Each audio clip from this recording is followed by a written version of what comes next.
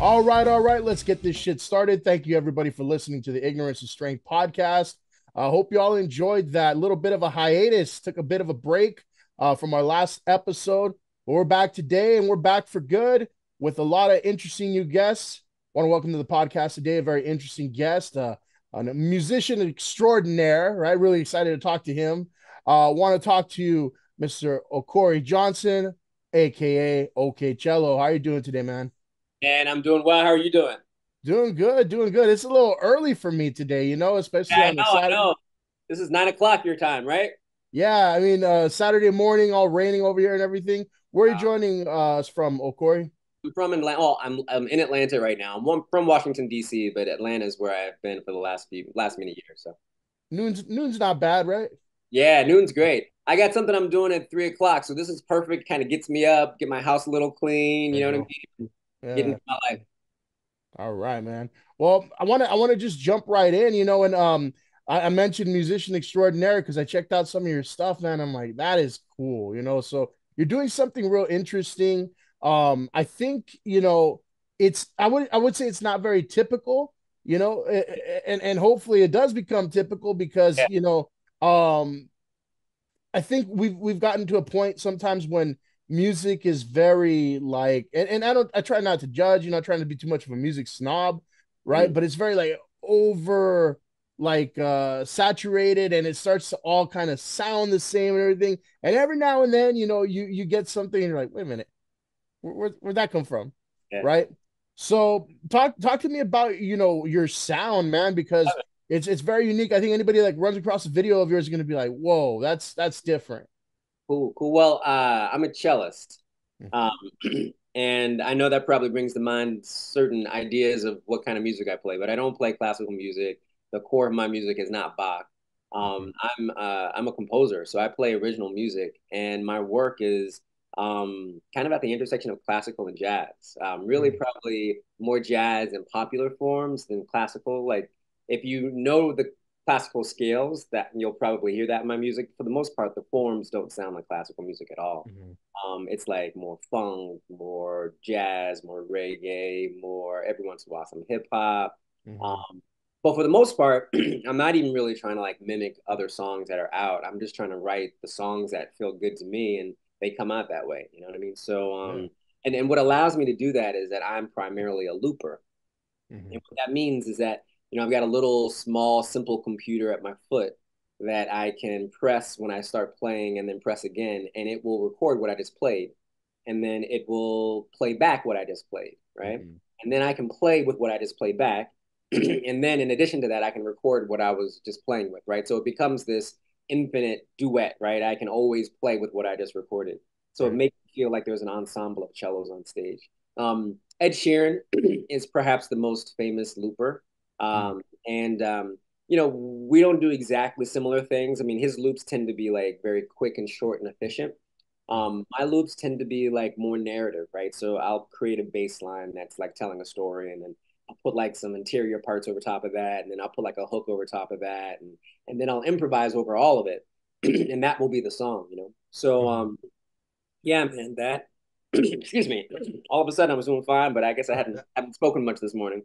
Uh, Excuse me. that'll get you going, right? Gotta get me going. Yeah, there we go. So yeah, that's kind of what I do. I don't know that my music sounds like anything. There's a thing Oh. that's happening now with Bridgerton, where there's this thing called classical crossover, which is basically like classical versions of hip hop and popular songs. Mhm. My music really isn't that. It is. It can be popular. It can sound like contemporary songs, but I don't play covers, right? So you're not going to hear me, do "Bring in the Lights" by Kanye or anything like that. That's not Uh-huh. exactly true. I have like a busking set in the middle of my show where I Okay. play a bunch of covers. So it's like, but it's only like a 10-minute set out of like a almost 2 hours show. So, Mhm. um, and I guess the last piece of what I do is the last two pieces are that I improvise. Mm. So that might be the part that's most like jazz. Like I'll put a bass line that I've written, interior parts, a hook, but then the verse is me just riffing and just improvising. Mhm. And then I use storytelling as a way of making these songs accessible to my audiences. So I kind of set the context and give them something perhaps to imagine, and then I let the music do the rest. For sure. Cool, man. Yeah, that was real thorough and everything. I'm not a professional musician, but back in high school, I had the rock star dream. Did I you? wanted. What did you play?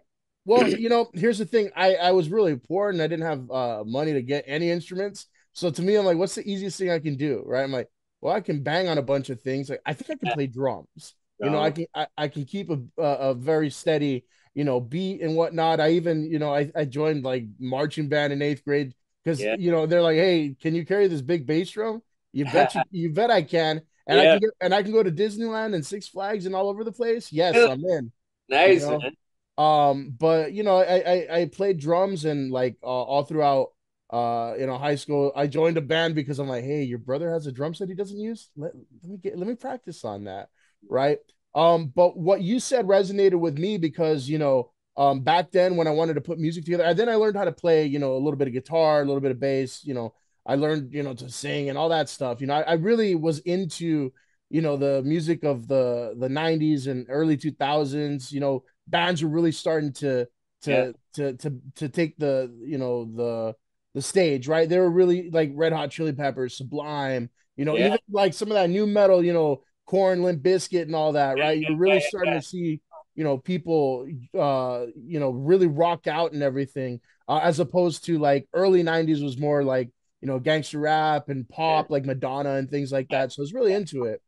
And when I started playing, I wanted to put together songs. I had these songs in my head. I'm like, how can I do it? Mhm. And technology now is really sophisticated. Like you have your looper machine or loop machine, right? And back then I was like, man, how can I do this? And I remember taking a tape recorder, right? That's like I had a cheap little tape recorder. Like a dual deck kind of tape recorder kind of thing. No, just a little Oh, single tape recorder, yeah, I remember that. Yeah, yeah. right? And it was battery operated and everything. I would like put down a guitar riff or a bass riff all the way through, right? Bass line all the way through. And then I would put it on the stereo, Yeah, man. right? Put it on Yeah. the stereo and then play along with that and record it on the little tape recorder. So I had two tapes, Yeah, you yeah. know, and I was like, man, that's magical, right? I'm like, holy crap, I made a song. Of course, it was the worst quality you've ever heard and whatnot, but being able to do that, it's like, you have to think a lot of different ways, right? You have to really kind of have like a vision, right? It's like, how do you balance all that? Because I have friends that do, they use the looping machine. I was kind of the looping machine thing. I'm like, I'm over here like, the Facebook, the this and that, like, but the looper, right? They use the looper as well, right? And so how do you balance on that, all that? You have to kind of sometimes think on a whim, yeah. Yeah, yeah. It is it's a lot of things to manage, right? Like because at the end of the day, the looper is really a percussion instrument because Mm-hmm. you know what I mean? And so there's a lot of like rhythm and timing that's involved in it. A Mm-hmm. lot of counting sometimes. Mm-hmm. Um but like with everything, it takes practice so that it can become something that you don't think about, right? So when I first started, like I was really intentional, like, all right, and I'm on the one, and I'm, kind of like really kind of being dramatic with it. Mm-hmm. But the more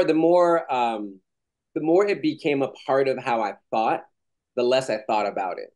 You know Mm-hmm. what I mean? The more it became, because now like, if I'm playing around, I'll do a lot of like just improvising and playing and frolicking is the word I use on my instrument. And I stumble onto stuff that I like. Mm-hmm. A lot of my songs start from the bottom up. So I'm a cellist, which is closer to the bass. So I do a lot of bass line stuff. And if I stumble onto a bass line, like I'm like, all right, I want to get that. So the first goal is like, how can I get that in and out on the one, right? So I got like an 8 measure, like an 8 beat thing, 2 measures, and I want to get in and out on the Mm-hmm. one, right? So boom, I listen to it. Then I start like figuring, okay, so what would go over top of that? Like, I want a melody, I want a hook that has like an A and a B part to it. Okay, well, if the hook has an A and a B part to it, that bass line I just recorded has to be 4 times as long.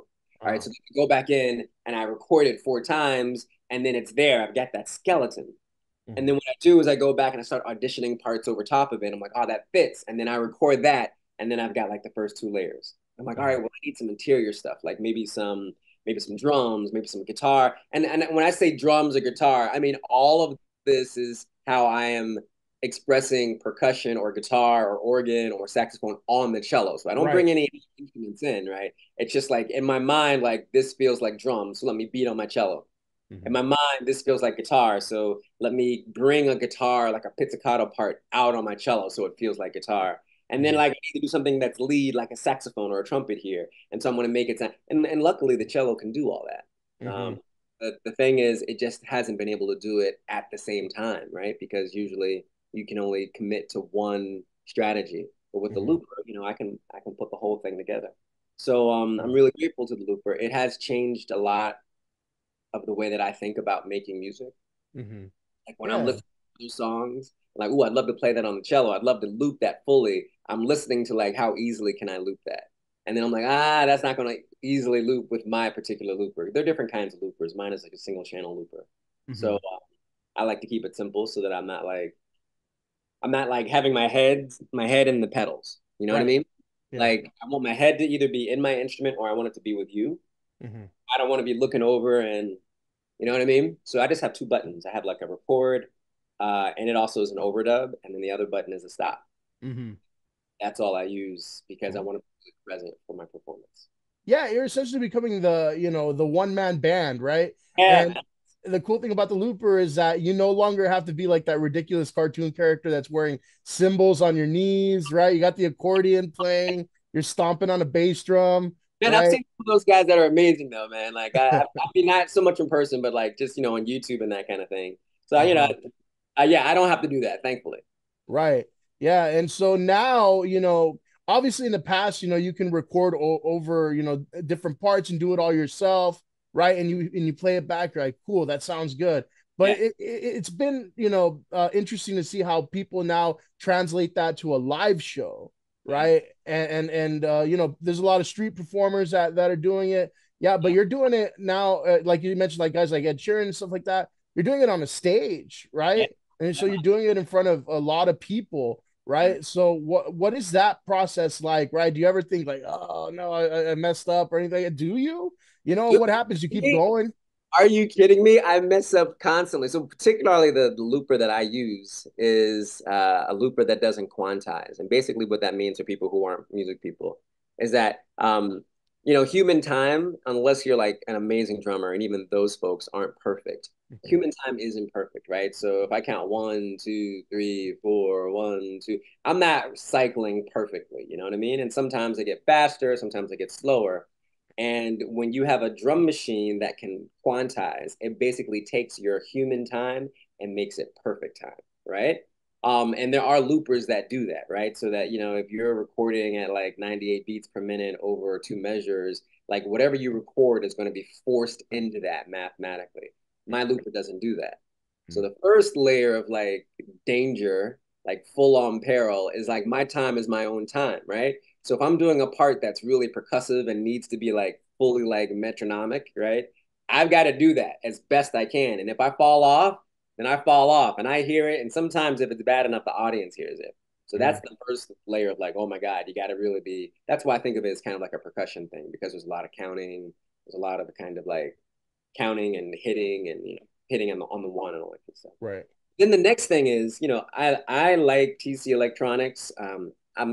I don't know that there are enough cello players out there that TC Electronics really wants to sponsor me, but I need them to sponsor me because I use their Ditto X2 pedal exclusively. It is the most elegant and beautiful pedal, but it's also kind of temperamental. Uh-huh. And I'm telling you, Fabian, that thing breaks in the middle of songs and shows. Like Right. not fully breaks, I just have to reset it. But like it's just me on stage. Like so I'm not a guitarist using a looper where like the bassist and the drummer can like fill for me while I fix my looper. Like my Mhm. looper will straight up like just glitch like one every 15, every 20 times. And Mm. so I've had to build into my show like a little bit that allows like the audience to be a little bit gracious with me because they know that my looper is a little temperamental. Mhm. But having said that, hey TC Electronics, I love the pedal. It is magical. And I've worked with some other loopers and I haven't really encountered any other looper that I like as much. Mhm. I know Boss makes some really brilliant loopers, some tabletop loopers. There are a lot of singers that use the tabletop loopers. Yeah, they're just not as ideal for what it is I do. And then since we're talking about Ed Sheeran, he has a special looper that it's called like the Chewy Monster. I don't know if he still uses it, but like he had a custom looper built that's Mm. built on a DAW, a digital audio workstation called Ableton. Um, Mm. yeah, man, like it's scary. It's scary because your whole thing is dependent upon technology doing what it's supposed to do. Yeah. And to be honest with you, 90% of the time it does, and I'm Mhm. grateful for that. And when it doesn't work, because I come out of a folk tradition, like before I was a solo artist, I played with a lot of like singer-songwriters, right? So Mhm. guitarists, pianists, people who were like one person, one instrument, one voice, one story, right?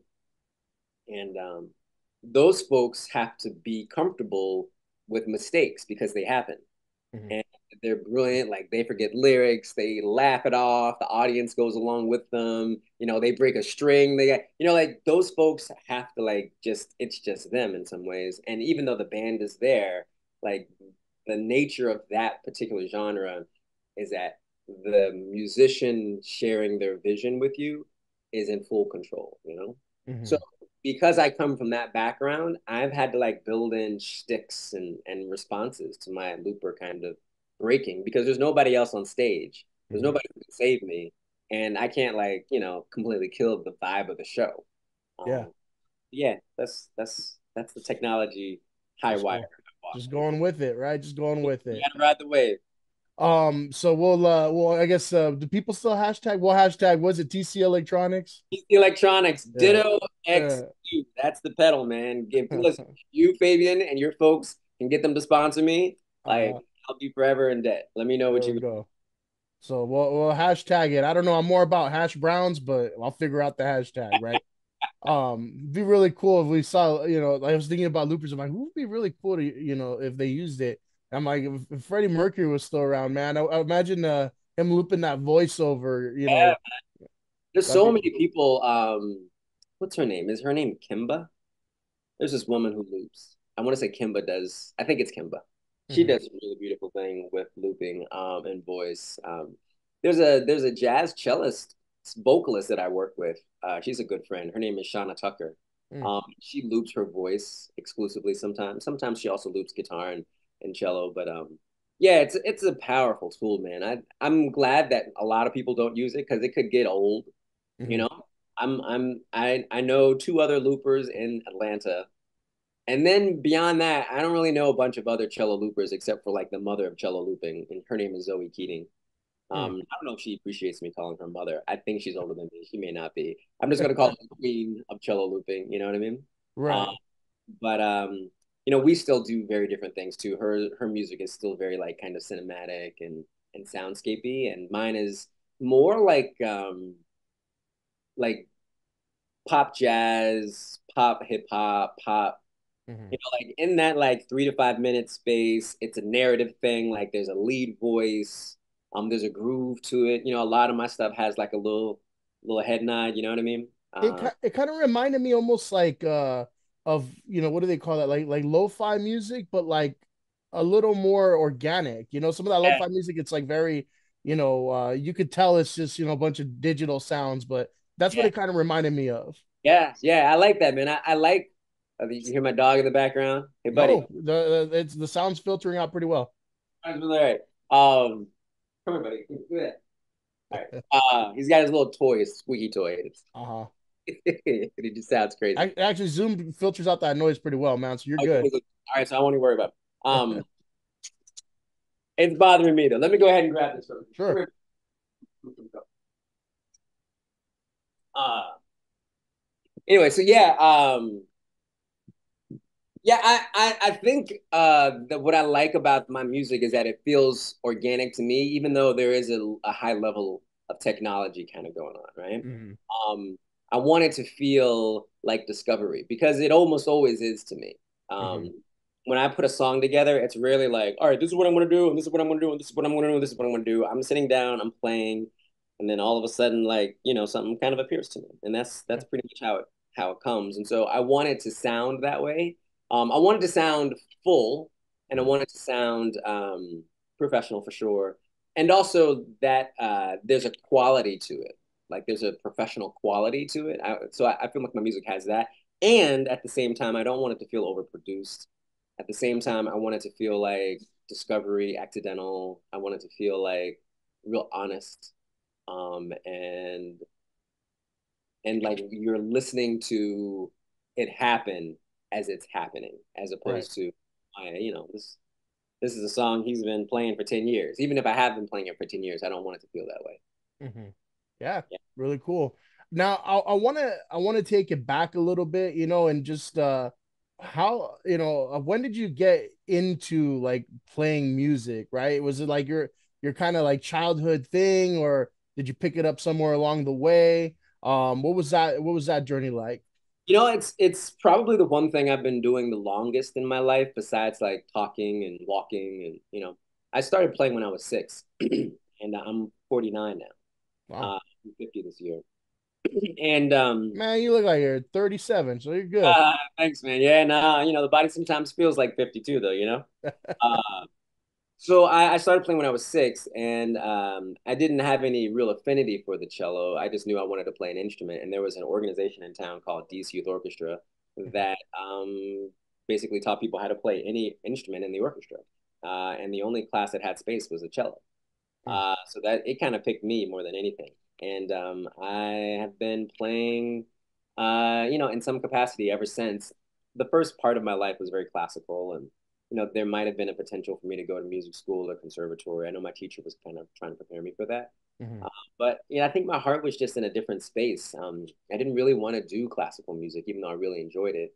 And I didn't see in the early 90s that there were really any other opportunities.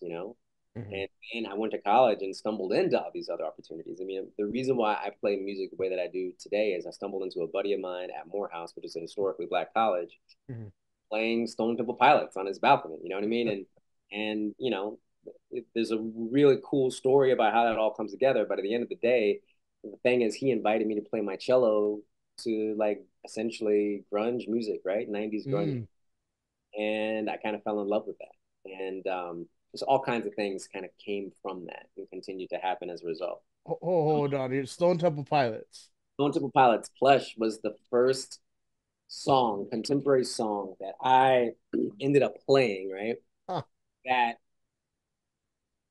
opened the doorway to what it is I do now, right? Like, Right. so, I played a lot of folk rock in those early college years because that was a scene that I was really close to here in Atlanta, right? Mhm. And the guy that played Plush in Stone Temple Pilots, it was actually kind of like a one-off because he's really a Pearl Jam guy. My God, Mm. he loves Pearl Jam. But for whatever reason, he was playing Plush. He was playing Stone Temple Pilots that day. And My favorite Stone Temple Pilots song, man. yeah, When I oh, feel yeah, time's wasting go. come on. Yeah. Absolutely. Boom, boom, dun, dun, dun, dun, boom, boom, boom, boom, dun. I'm trying. Yeah, now I'm hearing it. I'm like, oh, that's cool, man. Yeah. When I feel that, that, yeah, Yeah, no, that would really make it full. That's interesting. it was nice. Yeah, there's a YouTube clip of me playing the song with him somewhere. I'll see if I can send it to you if you want to include it or something like Sure. that. Yeah. Back in the day. But yeah, so like that was the beginning, and it just kicked the door open a little bit, just a tiny little bit, just kicked the door open, and I just kind of started walking through. About a week later, we had our first concert. We played, a couple of his originals, and we played that Plush song. About a week after that, we were a band. Shortly after that, I ended up playing for a woman named India Ari. Mm. And then I ended up becoming part of her band. And by the way, my dog is going to get involved here. Here's my dog. That's cool, man. That's cool. We're good. Yeah, and then I don't know, things just started taking off. You know what I mean? Mhm. None of it was really all that planned out. There have been parts of my life that have been much more planned out, that have had significantly less inertia and energy behind Mhm. those parts of my life than the music. The music has taken me on a journey that I haven't gotten off of since I was 6, but really it's took off right around 19. Mhm. Right around 19, and then it has introduced me to people. It has created opportunities for me. It has given me kind of epiphanies about like, my art, my identity. I don't even really know that I can take credit for so much of kind of what I feel I am, what I know myself to be. I feel like the cello had so much to do with kind of creating those opportunities, creating that space for me. So, Mm-hmm. I'm just It's interesting you mentioned like Stone Temple Pilots and grunge and things like that is like, influences because, if you were just to kind of guess, like if you were to ask me like, hey, what do you think my influences are? I might say something, dumb like, I don't know, Yo-Yo Ma, or like, maybe, some like guy that just plays an instrument like yeah, a guy on King of the Hill, Chuck Mangione or something like that. not that, Uh, man. I mean, almost all of my inspirations are singers and contemporary musicians. The top of the hill for me is really Prince. oh man, yeah, absolutely. Prince Yeah. is Prince is everything for me. Imagine that guy in a looper, right? I know. It's a I mean, human like looper. Prince doesn't need and this is the thing that no one would ever really describe Prince this way as a singer-songwriter, but he's really a singer-songwriter, right? I mean, Mm, he is a guy that stands in front of a band and the music starts and stops with him. The band stops and when I went to go see him on the musicology tour in early 2000s, he rocked a stadium on a swivel bar chair. You know what I'm saying? Like the middle set of that concert was him with a guitar spinning around like this, you mhm, know, playing to a stadium of like 30,000 people. And mm, everybody knew every song, everybody knew every word. Um, and that to me is artistry. That's all of it. That's mhm, if I want to be real honest, that's what I want. You know what I mean? I want to find the largest possible audience for the smallest, most intimate artistic and musical expression that I have. yeah. I mean, like, I don't mind being on stage with the band. I don't mind there being a bunch of different people that I'm playing music with, but like, I've had these moments that have created, you know, the interest even for being a cellist that have just happened with me in my living room and my cello. Mhm, I'm sitting there like playing something and I hear it and I capture it and I start crying, right? mm, And start polishing that into a song. And that's the magical moment that I'm trying to share, you know. Um, I'm not a, I'm not a choreography guy. I'm not a, costume change guy. You know what I mean? I'm not like I don't know, I'm just not, that's not, but I think I have these moments that I believe are moving. Oh, buddy. Okay, let me get this back to you. But you got to go outside. Give me a second. yeah, no problem. We got Buddy the dog over there. First time on the podcast as well for our secondary guest, Mr. Buddy the dog, right? Yeah, oh man, yeah. My dog's name is Calvin Jenkins Johnson. Oh, I thought you said Buddy. All right, that's a I full. say buddy all the time, but like that's his nickname. He's got a ton of nicknames. You know how like dogs have like 35 nicknames, right? Yeah, you start getting comfortable and you start like changing the name. Like I think I had a dog named Matilda and it is and then she looked kind of like a cow, so we used to say like moo, right, like a cow, right, and then it became like she's kind of like moody, so it was like Moody Moo, right? Ooh. Yeah, yeah, and so I mean, it just happens, right? Because their personalities start pulling things out of you, right? Like mhm. and that's he's not doesn't ever really seem like a black church deacon, but like that's kind of where we were going for when we named him, Calvin Jenkins Johnson, I and can hear that. I'm like, I can yeah, hear that, right? it's Yeah, that, yeah, that's what brings us joy. It makes us smile, kind of thing. Like that. for sure. Man, Yeah. you mentioned Prince and his artistry and everything, and like he has a song that real quick that can relate to almost every moment of your life, man. Sometimes I'll wake up, look in the mirror, and then I just hear in the background, doo, doo, doo, doo, you sexy motherfucker. Yeah, that uh,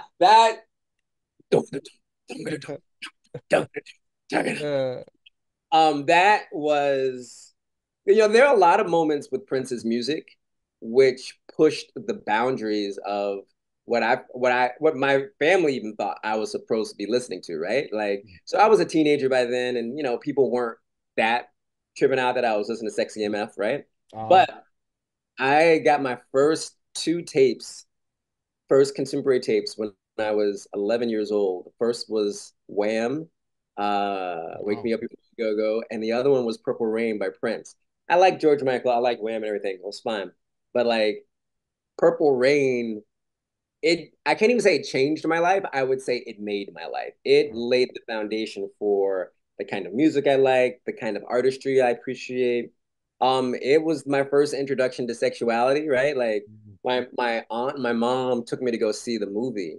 And I don't even know why my mom agreed to this because, I'm 11 years old and it's going to be severely like mature, right? Uh, And I remember sitting, my aunt was sitting here, my mom was sitting here, and I was sitting here. And there were these super sexual parts that came on. And my mom would like reach over and try and cover my eyes. And I'd get up and move over to the next seat over because and so Prince in that moment were so definitive for me, right? Particularly like I remember Darling Nikki.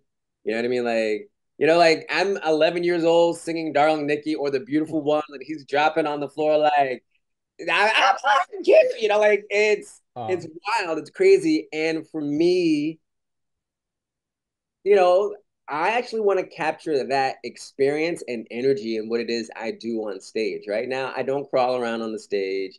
And uh, honestly, I don't have like amazingly sexual songs. I have some songs that are certainly sensual and mm, that communicate both a loving and a sensual kind of thing, right? And I think those songs land. I'm not saying that like, I don't have any adult ideas or themes in my music, right? yeah. But that's what I want people to experience when they're listening to me. I want them to have like a full body, like, ooh, that song got me hot, or ooh, that song made me think of my grandmother, Mm, or oh my God, that song, it's like an earworm. I'm gonna be singing it for the next like week, right. um, and I feel like my show is that way. The thing that is difficult, I haven't really figured out how to do it yet, is when people look me up online, which is www.okcello.com or OKCello, wherever you follow people, you're going to see clips. And I'm proud of that work. I'm proud of that work. And some of it is really cool and technical, and some of it is really like different. And I think all of it is catchy and represents what I do. Mhm. But nothing online as of yet represents the live show. The Mm, live show is fully like audience interactive. It's got these really cool stories. I've got the audience singing. I've got people standing up in shows and sharing stories that they're imagining watching to the music that I'm playing. And at the end of an Epiphany show, which is kind of the loose title of the show that I travel around, um, I feel like people have different ideas of what the cello can do. They have different ideas of what a concert can be like. They have different ideas of even what it means to go to a concert and connect with an audience because people invariably like know people that they didn't know after a show that I do, mm, right? And for me, that is kind of what I'm experiencing when I see Prince, mm, right? Like Prince fans are fanatics, so like it doesn't matter if you're next to a stranger. He starts singing like sometimes it snows in April. You turn to somebody like I was at his last concert when he did yeah. that.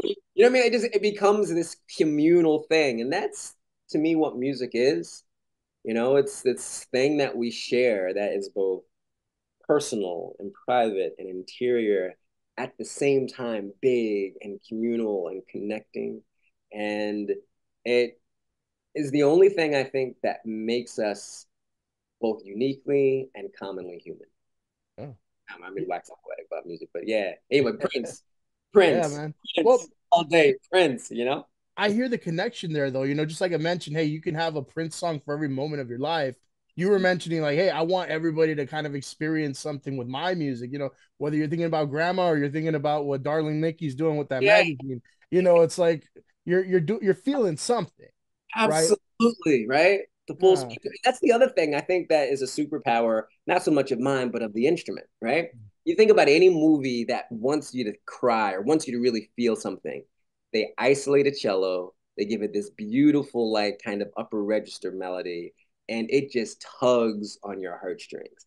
That anytime you've cried in a cello, I'm willing to bet 60% of the time it was a cello that helped you to do that, right? yeah. And because that cello and that range and the way it produces sound is so human.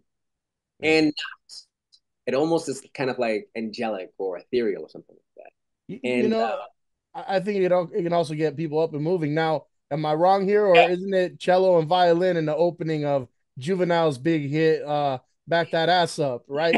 hey, That that still gets ladies activating their arthritis right there. You know. absolutely. You know, man, like I'm also interested in exploring this more. I was at a play last night. A buddy of mine is a director here in town at a university, Kennesaw State University, and he did a gender blind, race blind, updated version of Pride and Prejudice, right? Jane Austen's Pride and Prejudice, Mm. and it had all of these contemporary hip hop songs on string quartet instruments. You know what I mean? Like, so it was basically a string quartet, and it bumped it bumped. As a matter of fact, there was the what's that popular Frank Ocean song that everyone knew? It's pretty much a song that made him a tornado around my room, whatever that one is, right?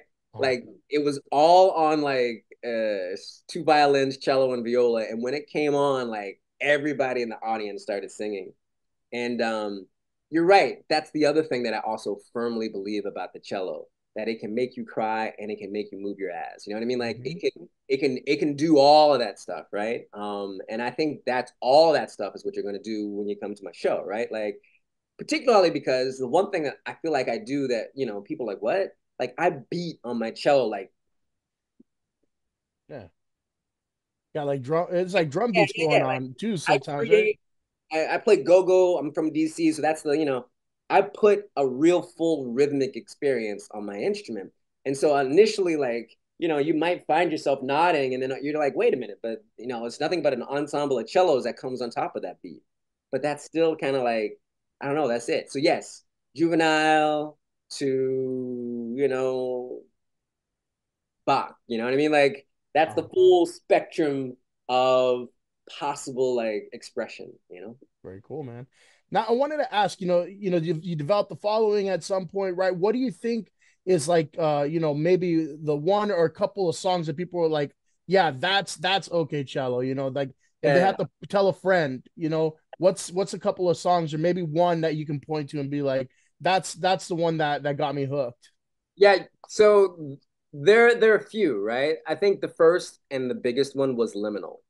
Um, That's the one I heard. Yeah. yeah, yeah, yeah. Liminal has this kind of like, like it almost has this like native tongue 1990s like bass line groove to it to start, but it has these really rich melodies that kind of are really evocative, right? So that was the first song that people will come up to me afterwards and say, I have no idea what that song was about, but it made me cry, and I'm like really connected to your music. Um, I want to shout out my sister, Nadia Rollinson.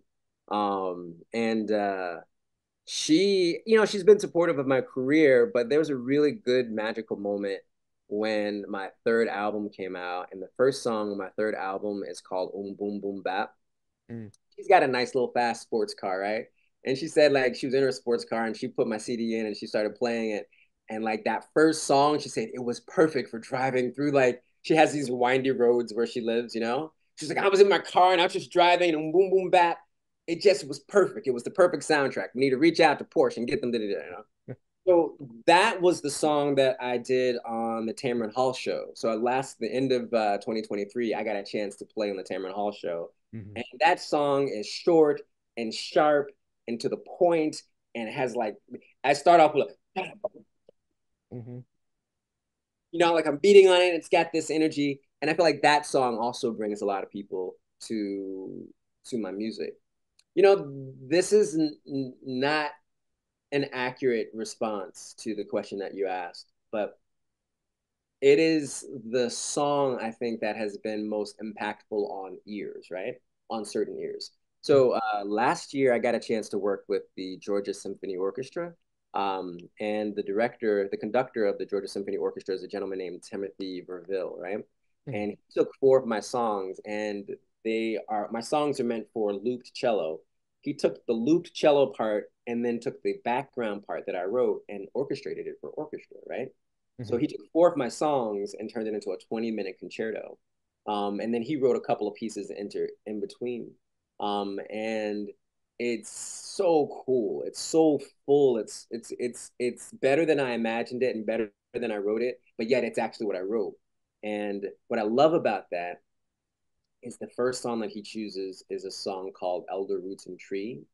And I would say it's like my most ambitious song, right? It starts off um, almost like a yoga meditative drone thing, right? Where like it's almost Zen inviting you in. And then that stops for a second. And then there's this solo cello line that was, I'm quoting Paul Robeson, who wrote a song called Trees from like the 30s and 40s, right? Um, and there's this really beautiful melody there. And then it becomes this groove kind of thing where I start improvising over the groove. And then towards the end, I bring the melody from Paul Robeson back. And I was commissioned to write it for a visual art exhibit. And so there were a lot of themes that I was trying to like sonically put into that song. And, you know, the art exhibit has since moved on and, you know, it happened 3 or 4 years ago, but that song is like this full spectrum experience, right? It is contemplative. It is editorial, and then it's groovy, and then it's full. You know what I mean? And Mm-hmm. that is the first movement of the concerto. The concerto is named Liminal and Atlantic Concerto, and nobody can really hear it yet because it's going to cost me like 30 grand just to record it because Oh, I'd have to record the orchestra, right? And so I haven't had a chance to do that, but I'm playing it in certain places, right? So we did the world premiere in Atlanta back in 2023. I'm going to be playing it in Panama City in a couple of weeks, Panama City, Florida. I'm going to be playing it in Augusta, Georgia in February of 2025. And eventually, I hope that this piece, I get a chance just to play it everywhere, and that piece, I feel like if and when you hear it, particularly on orchestra and cello, mm. um, I think that piece is going to change the way that you or establish the way that you think about me and my music. Cool, man. Well, I hope you do get that, recorded eventually. You know, Yeah, it's a yeah, yeah, yeah. hefty price tag there, man. It is, But yeah, you know, for yeah, one song, that's a lot. Like I can record a whole album for like 5, 6 grand. You know what I mean? Like for that one, you know, because the orchestration is for like 50 orchestral members. You know what I mean? Like 50 yep. orchestral members, and then like all the union rules and all that kind of stuff like that. Maybe someone out here hears this podcast, is like, you know what? I need to hear that, and they're gonna just like, you know, Venmo me and I'll go to Georgia Symphony and we'll have that recorded, and that will be an album that I Let's can let's will that into existence, right? look. Hell It's yeah. DC Electronics and Liminal in And what Atlantic. was the other one you mentioned? Porsche or something? Yeah, let's do that Yeah, too. Porsche needs to like make boom boom boom bap like the put it all Mhm. out there, all the dreams. You know what I mean? There we go. So what's coming up for you? Like any other shows or projects you want to throw out there before we get going? Yeah, man. Well, so that thing in Panama City is cool. I'm excited about that. I'm going on, a couple of mini tours. I'm going to be in the Northeast end of May, and then I'm going to be out in like San Diego in June. So those dates are actually on my website, www.okcello.com. Mhm. Um, and I'm excited about that. You know, this is the coolest thing for me, man. I love playing venues. I love the orchestral thing. I love playing in front of people, period. But you know the thing that I'm most excited about that I'm really grateful that I can do is I do house concerts. Hmm. And I don't know if people know this, but like there is a pretty vibrant house concert network in this country. As a matter of fact, when I played with a singer-songwriter named Callahan back in like 2016, Mhm. we traveled from Minneapolis, Minnesota to LA over 3 weeks, and we played exclusively house concerts. Wow. Was the coolest thing ever. And I know people are kind of struggle to really imagine what that is, but some musicians like myself, we bring all of the tech that we need, right? So I bring all the gear, the speakers, even lights. Mhm. Um, and I can bring that into people's homes. So in the Southeast, like I do this quite a bit. Like maybe I'll do between 10 and 15 what I call patio parties a year where I just bring my music. I bring that full 60 to 90-minute set that I just talked about into Mhm. somebody's home. It's usually either on their back porch or their patio near their pool, or it's in their living room or it's in their den, and they invite like anywhere between 20 and 60 people, and it just becomes a thing. what I really want to do is I just want to do that. Like, I want to do that 50 times a year, man. I Yeah, just want to go and bring my music into people's homes because as I talk a lot, there's stories and it's rich and it's exciting and it's intimate and it changes your relationship to the music. It changes your relationship to your home, right? I've had people say that like when they walk past the room where I played, like they smile because they remember like they had 40, 50 people in there and uh, they were laughing and singing and having a good time. Um, I want to do that. You know, Fabian, if your audience is enjoying this and then they go and they listen to my music afterwards and they're like, I'm trying to figure out how I can bring OKCello to my house, mm, reach out to me. That's, www.okcello.com. Go to my website. There are ways of getting in touch with me and with for my sure. manager, agents. Um, that's the stuff. That's the magic. So I hope somebody hears it and wants to see what that magic is like. Yeah, that'd be cool, man. So it's okcello.com. How about some social medias out there? What are your Yes. social medias? The only thing I got going for me name nomenclature is that everything is OKCello. That's Facebook, that's Instagram, that's Twitter, that's TikTok, and that's my website. Mhm. Um, OKCello will get you where you need to go as it relates to me and my music. I've got 3 albums out and a Christmas album. They actually are harder to kind of come across because they're in different names because I was first Okorie and then I was OKCello. Now I'm Okorie Johnson. But they're all linked at my website. And they're not on my website. They're on my website, but you can listen to them on iTunes or Spotify or wherever you listen. Mhm. But they're all aggregated on my website, okcello.com. So if you're Oh, interested, that would be a good place to go. for sure, man. As so much more I could pick your brain on, man. We could geek out about music, Yeah, right?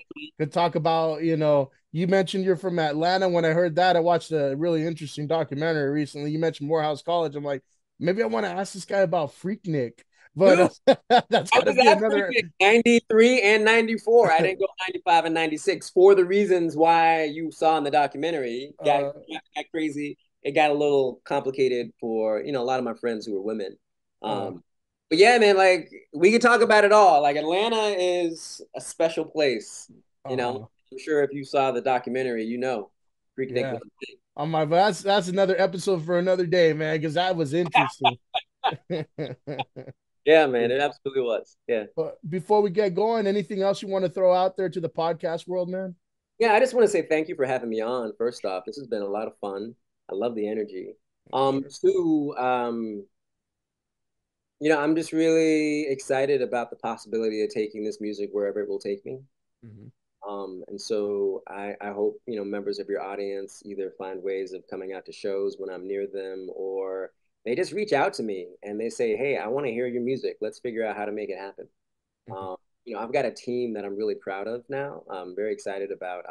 I'm with MWO Management, and that just started in the last couple of months. So I'm really grateful for them. And I'm with Myriad Artists. They're my agent, and they've been doing some really cool booking for me. Um, so I'm hoping that the next couple of years will be even better than the last couple. Mhm. Um, and I want to I want to bring what I do to y'all, to you. Nice. So when I'm out, you're in LA, is that right? Oh, I'm in LA. Yeah, the LA area. Yeah. Yeah, I'm gonna be there in June, man. So I'm trying to put together some concerts, right? So Yeah, hopefully I can get you to come through. for sure, man. I'll be on the lookout for that. Yeah, man. Thank you, thank you, thank you, Yeah, man. well, thank you. I appreciate having you on, man. Lots of luck and everything, and hopefully, we'll put the word out there and get your music out there, man. Love that, Uh, man. but thank you again, and for everybody listening at home, I appreciate you. Thank you. Fuck you and good night.